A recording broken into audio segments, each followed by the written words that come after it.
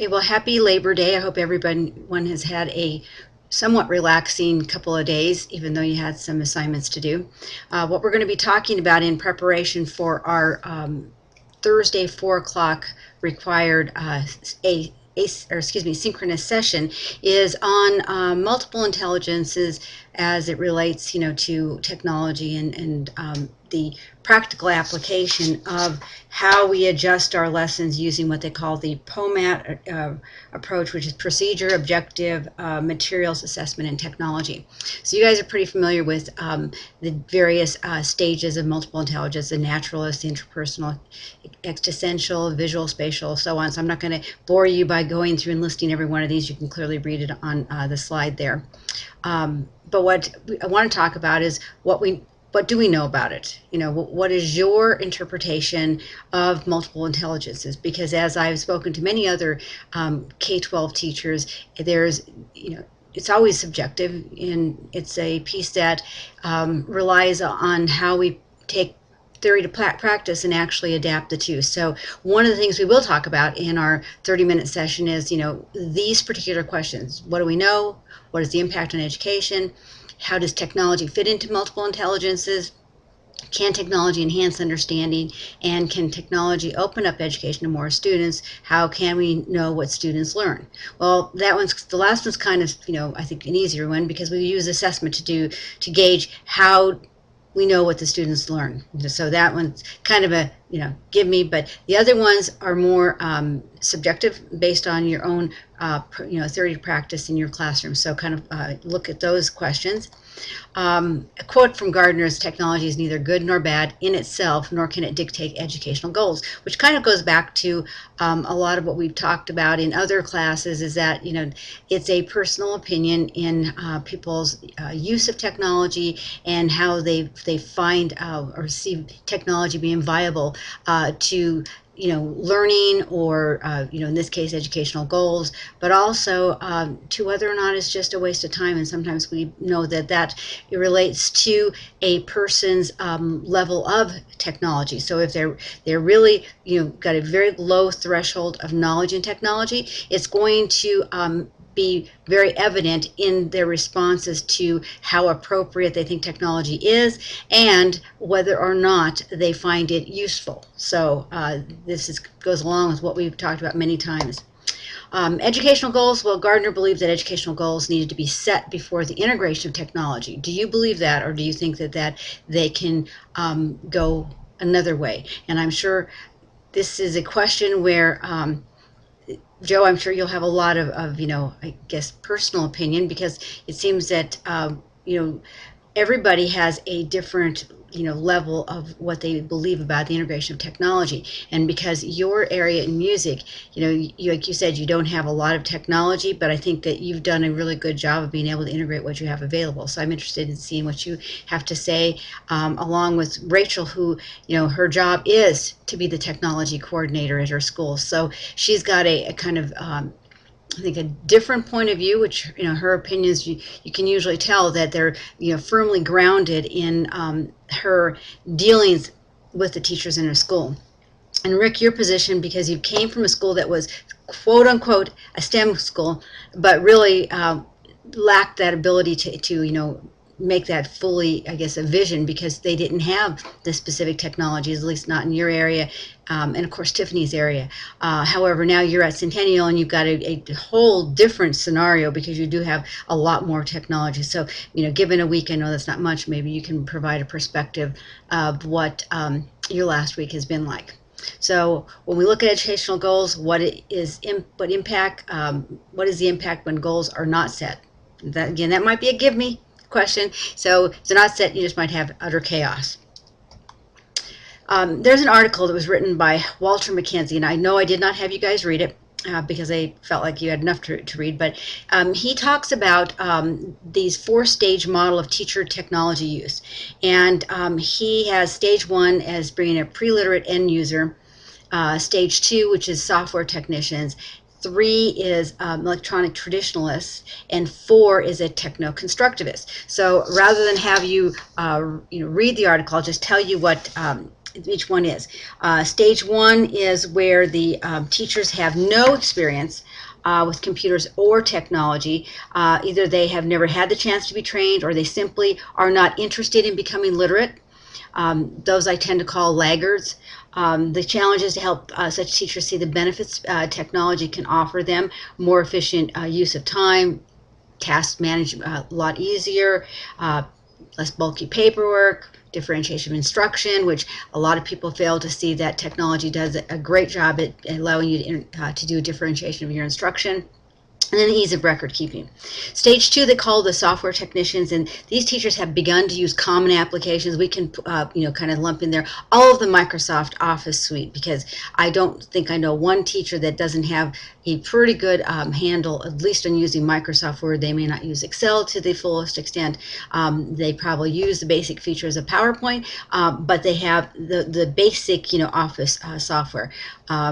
Some are more specific to the software that they might use in their classroom, which may have been one of those purchases through your technology person. So District 60 is part of their technology plan. That may be something that's in there, as well as 70. They search and use the web. They keep in touch with family and friends. They email, those type of things. They might chat online, probably have Facebook accounts. More than likely, they also are pretty good at being able to, at least find things that they're most interested in. They don't probably use the internet nearly to the level of, classroom use. So finding curriculum that's really important for their classroom, or even going out there and seeking like a new type of technology that they've never used before, self-training, and then implementing. So that software technician would not be the person that would go out and do that. Now, in electronic traditionalists, these teachers are proficient in using technology in the classroom. The implementation, however, is an extensive of traditional classroom things, like digital lesson plans, pretty much use those things. Electronic grade books, that's going to be electronic traditionalists. The drill and skill software, quizzes, and tutorials. Those are going to be probably the overarching things that stage 3 teachers would be in. They may even use WebQuest, virtual field trips, some distance learning. So maybe they actually do something along the lines of maybe the webcams, like what I'm doing, but where they're actually going to do like a Google Hangouts like we're going to have on Thursday. Some may, the percentage is very low according to some of the research I've done. You may see other percentages, which would be good to talk about on Thursday. Stage 4 is where I would assume that all 3 of you should be at, and that would be a question I'd like you to be able to answer on Thursday. Of these 4 stages, I'm assuming that all of you are stage 4. Why do you believe you're a stage 4 techno-constructivist? Based on this is the definition of what they say. They integrate technology into the curriculum so that it's not only complements instruction, but redefines it. Key word, redefine. So again, we talk about teaching through or teaching with. When a true techno-constructivist integrates technology, they have redefined what they're doing. So they take something like a traditional lesson plan, and after integrating specific technology, it looks so much different, but the basic premise of that lesson is there, but it now has been given a complete and total makeover. So that's the redefining aspect of it. True techno-constructivists have come through the 3 previous stages. And they also have the full potential of technology to help children build their own experiences, and then construct their own meanings, products, and solve problems totally. So when I say I want you to explain, that's what I mean. I want you to talk about why you are techno-constructivist, if that's what you are, and to explain how it is that you believe you are a techno-constructivist. there is another article that, again, I didn't have you read, which was written by Shirley Venema and Howard Gardner, called Multimedia and Multiple Intelligences. And out of that, there's this quote says, technology does not necessarily improve education. It could become a valuable education tool, but only if we use it to capitalize on our new understanding of how the human mind works. So, think about that, and then I'd like to talk to you a little bit about that too. What do you know as far as, have you read anything about this article? If you get a chance, maybe go out to the internet and look a little bit about this article, and then tell me if you agree with their quote. Okay. Are we technologically behind? Well, we've had this discussion many times. I have it probably in every class that I teach. But I think we talked about this in last week's class, that we know we're being surpassed by Asian countries. We also have European countries that routinely surpass us, and I think Joe did a pretty good job of talking about why they are surpassing us. And is it technology? I think we're all pretty much in agreement that we believe it is technology that is the vehicle that is allowing them to become much more, I guess, ahead of us, to be, utilizing all of the pieces that are allowing their students to be much more proficient than our students are. And is it their educational missions? Well, we didn't talk too much about that. I think we may have touched a little bit in what Joe was saying. So I'd like to know what you believe. Is it an educational mission? Is it reflective of our entire society? Or is it, specific to districts? Is it related to demographics, socioeconomic? What do you think? And then what changes are necessary to bridge the gap? So specifically, not just, okay, I think this. I'd like to know what you believe specifically needs to happen to be able to bridge the gap. And I know, Joe, you talked a little bit more about this in our class last week.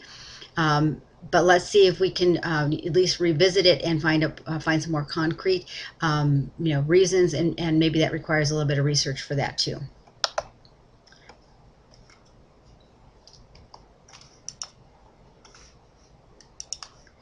Okay, so for your final thing to prepare you for Thursday, again, this lecture will be in the PowerPoints, and it'll say Week 2 Multiple Intelligence Lecture. Click on that. As you can see, there's a hyperlink.